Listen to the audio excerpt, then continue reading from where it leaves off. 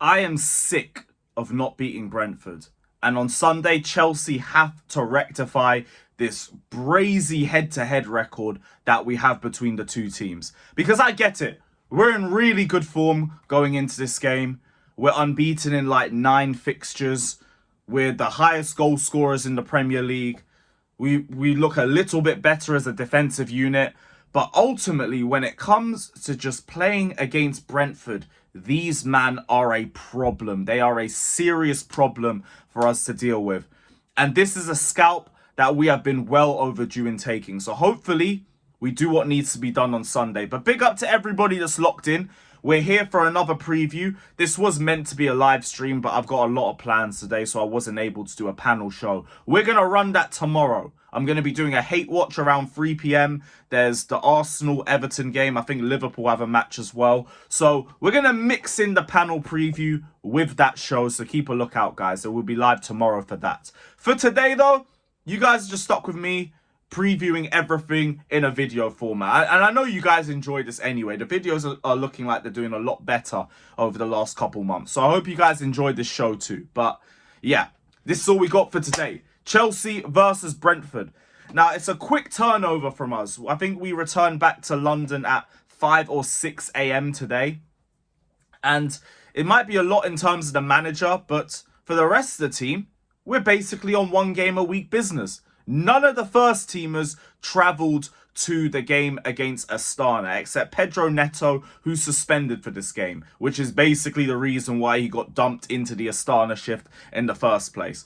But this is a Brentford team that we have to win. This is about more than just a table. This is about bragging rights. And this is about, like, how have Brentford got away with a 100% Premier League record at our ground? This is literally the only ground they perform better at than their own one. And it's ridiculous. Like, they battered us 4-1 in their first Premier League game. Thank you, Kai Havertz, for that generational stink sesh in front of goal. Also just ruined Rudiger's banger, which he spent 4 years trying to score leading up to that moment. But here we are. Then we lost 2-0. In the 22-23 season, Frank Lampard dropped one of the worst lineups I have ever seen as a Chelsea fan. And then last season, we lost 2-0 again. Thank you, Pochettino. Straight Poch tax. But yeah, Brentford have won literally every game at the Bridge since promotion. Our last victory against them at Stamford Bridge came in the FA Cup in 16-17. We beat them 4-0. I remember Willian scored a free kick. I think Batshuayi scored. A couple of others. Who cares? But in overall, we have 1 win against Brentford in the Prem. 21-22 away from home. Even that game was difficult for us. We needed an Edouard Mendy masterclass for us to even take 3 points from that game because the forward line was not doing anything forward. Like, Ben Chilwell was our only goal scorer in that game. So we have to win. And even on a head-to-head record, you take that away, Brentford are still a threat. Like, we are the highest goal scorers in the Premier League. Brentford are the second highest goal scorers.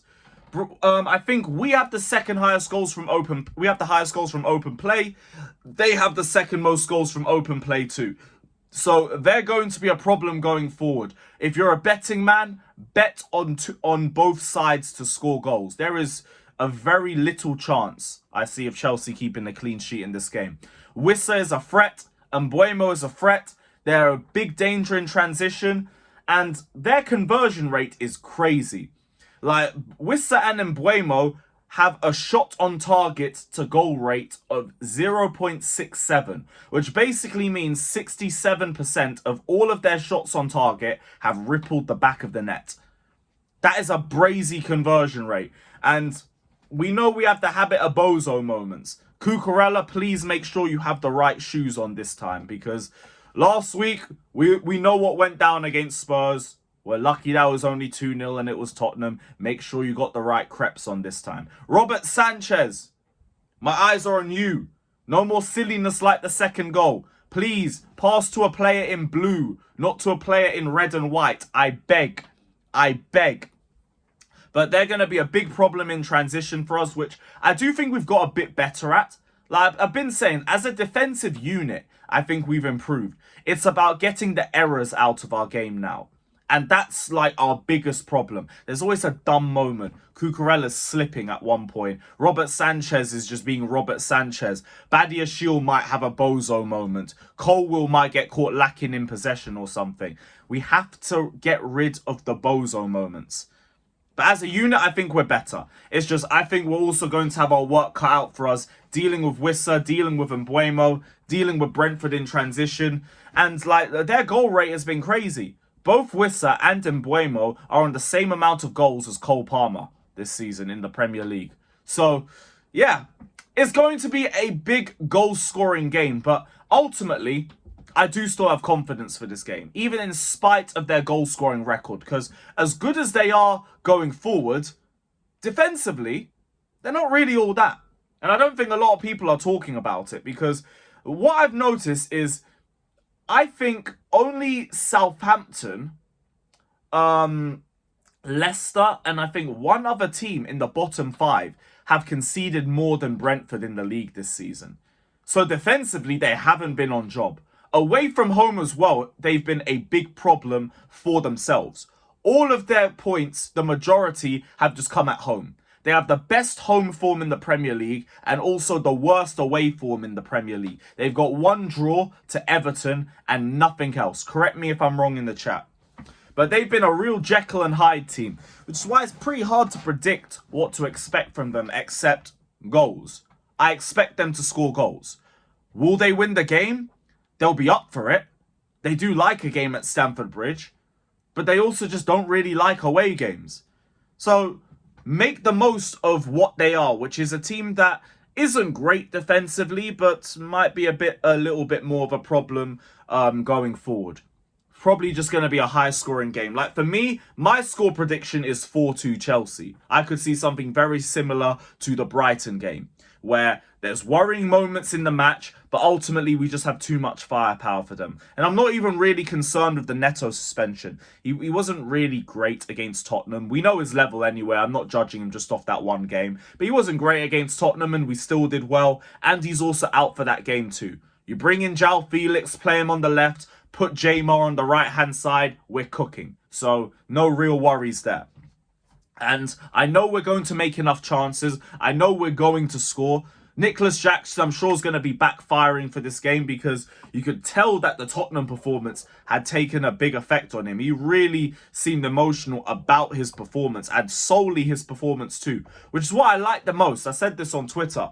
The fact that he didn't take out his anger on Maresca or on Kunku when he was coming off just shows to me like it's a mentality thing. He's not happy with the game that he had, and more power to him for that, because this was a guy who last season at Spurs dropped 3 big chances missed and still got a hat-trick and was happy with his performance. Now, he hasn't scored. He's the most informed striker in the league and he's still not resting on that. He wants more. He is hungry. And that's what I want to see from my players. That is the mentality that I want. Maresca touched on it as well. He said Nico was upset and sad because he didn't score. But Nico, and it's something important for you to highlight, did the most important thing in the game against Spurs. After he scored to make it 2-2, everyone wanted to be with Cole, but only one player went to get the ball and bring it back to the middle to start the match again. That was Nico, and that shows the desire of Nico to win. And I like that as well, because I remember the Manchester United away game. Caicedo scored the equaliser, and I was on my watch-along saying, get the ball back! We should be beating these scrubs! Stop celebrating the equaliser, get the ball back! One player's starting to do it now. And that should hopefully feed into the rest of the squad. So big up to Nicholas Jackson. Obviously, start him again. And let's just hope he gets himself back into form. Now, I think there was a few other quotes from Maresca. He said the idea is not to change the goalkeeper. Sadly. We have 2 goalkeepers. They're both good. But until they both maintain the same level, we are happy with that. Which I think is him hinting that Jorgensen isn't on the same level with Sanchez. Which I've been saying is the only thing I disagree with Maresca on. But that being my only gripe with him compared to Poch last season is a major step up. A major step up. And also, like, I mean, we are second.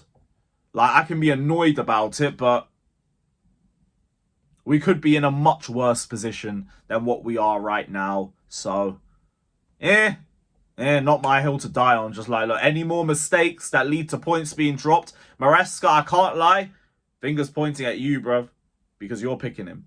He also, again, played down our chances of challenging for the Premier League title, saying, you can smell that. You can feel that. And this is probably why I said we're not ready, because we don't feel that and we don't smell it at the moment. Hopefully soon we can be there, but at this moment, I think that is one of the reasons why I think we are not there. It's another way of saying that, like, we're not really there yet. He's going to get these questions every week, the same way I get these questions every week. But in the words of Jose Mourinho, little horse. We are the little horse. We need a little bit more milk. We need a little bit more grass. And then, yeah, we be the big horse. All of that. So, yeah. No title race for us. Road to 40 points, then road to 70 points. And then once we get to 70 points, I might think about the league title. But for now, fingers in ears. La, la, la, la, la, la, la, la, la. Not thinking about it. But yeah, I'm going 4-2 Chelsea. I do think it's going to be an end-to-end game, but I think we've got enough to win this game. And let me know all your thoughts down in the comment section below. Big up to every single one of you that's locked in. Hit the like button, subscribe, hit the super thanks if you want to guarantee your comment gets, I was going to say read out, but commented and all of that. And yeah, big up to everybody. We'll be back tomorrow for the Hate Watch. I'm going to get a panel in as well so we can preview the game with a few other people. So keep a lookout for that. And yeah, big up everybody. Like and subscribe. Up the Chelsea, and let's go straight into this bus stop from Hounslow. We need to rectify this bummy head-to-head record because it shouldn't be this bad. I said no wins. A 100% record at our ground. Disgusting. Absolutely disgusting. I'll see you guys tomorrow. Hit the like, subscribe, all of that. Like we already said, bun Pochettino and bun everybody that stood by him. And we'll see you tomorrow. Take care and up the Chelsea. Up the Chelsea!